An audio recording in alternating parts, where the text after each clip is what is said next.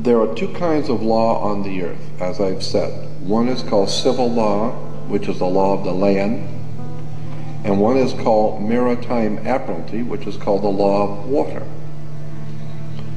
Maritime admiralty is banking law, and the law on the maritime admiralty says that you, because you came out of your mother's water, are a maritime admiralty product. This is why the ship is sitting in its berth and is tied to the dock, and the captain has to give a certificate of manifest to the port authorities, because money is changing hands. This is why when you were born, you have to have a birth certificate.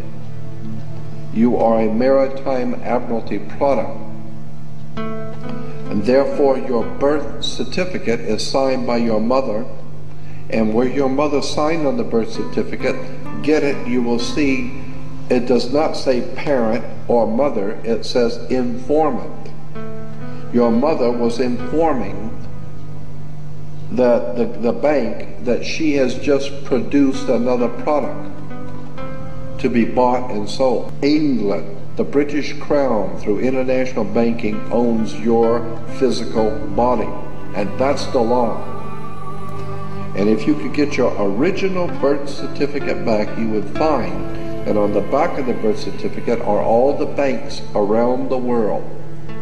All over the world, banks have used your birth certificate because you are a stock in a maritime admiralty banking scheme where you make money for banks. Consequently, the corporation and government and people who want to control you, they create a second you, and that second you that they control, that they created, is all capital letters.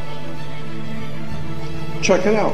Anytime you get a bill, get a lawsuit, you get a fine, a ticket, somebody sends you a bill from the Department of Water and Power, check it out on your driver's license, on your Social Security card, on your insurance card, anything, period, anything having to do with business, your name will always be all capital letters, because only all capital letters can be dealt with by banks and government. Anytime you have a name upper or lowercase, that applies to you. I've got no control over you. You sign a contract in which your name is in all capital letters, now I can take it to court.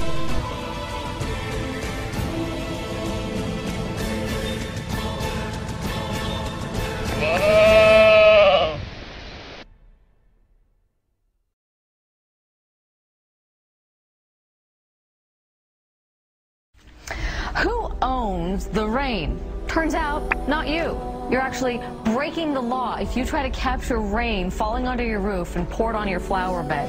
A prominent Utah car dealer found that out when he tried to do something good for the environment. John Hollenhorst has the surprising story.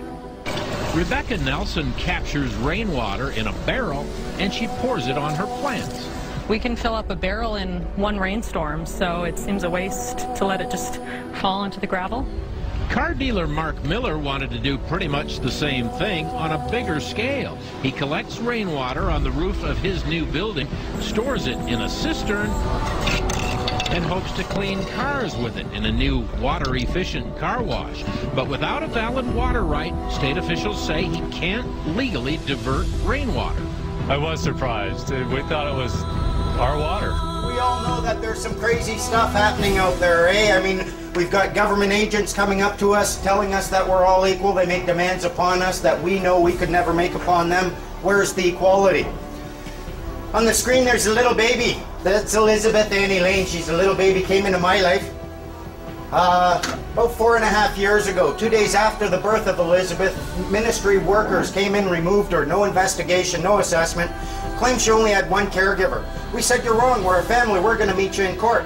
They told us if we tried doing that, they'd see to it she spent the first 5 years of her life going from foster home to foster home to foster home. Shut me up in court, cost me my baby. Folks, anyone who knows me, shutting me up even for a moment is a bit of a trick. They cost me my baby. I sat down with their Act Black's Law Dictionary on one side, Bouvier's on the other. I had an Old English dictionary. I looked up every single word in there. It took me 3 days and I finally saw it. Have you ever seen these laser pictures? You see nothing until you focus past it, and then a 3D picture pops into your head. Have you seen those? This is exactly what I saw when I did my statute deconstruction.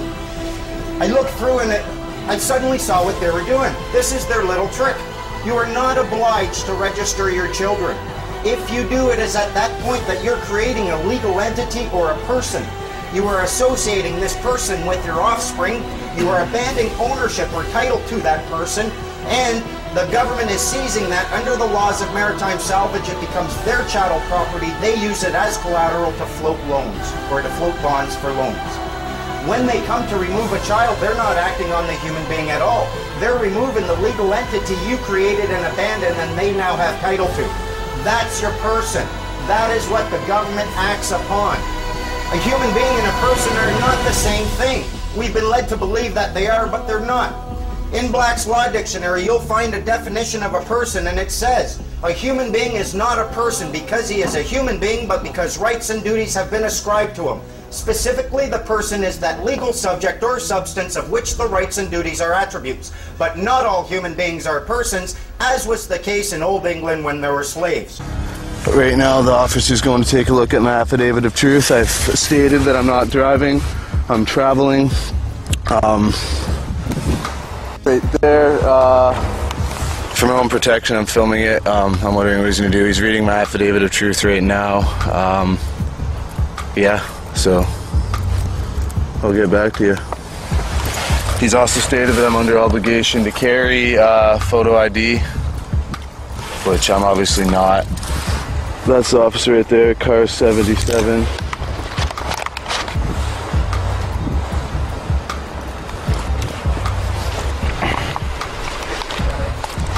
So hopefully, yeah.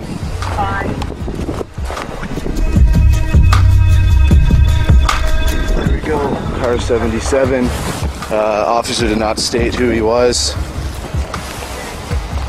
There's my dad.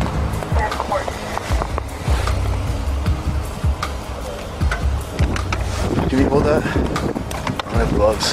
Here, you want them? Mine? Yeah.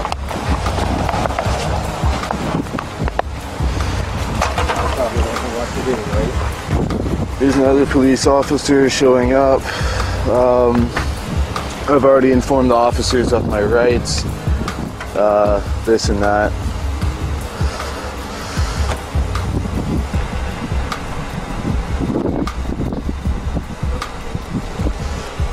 Cold. Officer, I just want to let you know I'm activating my fee schedule. It's the middle of winter. I am cold right now, and you're harassing me right now. So my fee schedule will be activated in 3 minutes. I suggest you contact a superior officer. Read that affidavit of truth. We're reading that right now, sir. We're trying to get... I know, I'm just freezing cold. Okay. I'm freezing cold, so... Okay.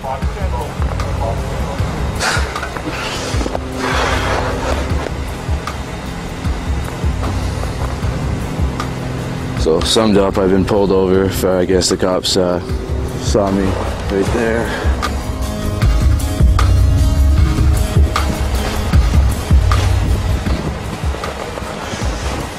I'm cold.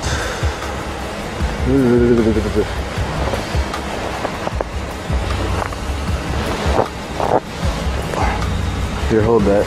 I'm not trying to be a dick. I'm trying to inform you. You're giving us a lot of stuff to review. I don't care enough to build a guy. He has no idea what's going on. Well, look at that. Like the one, at least they didn't have a handcuffed you. I know. That one guy was either. For the record, I also informed the officer I was operating under protest and duress. Hey, all those documents come back.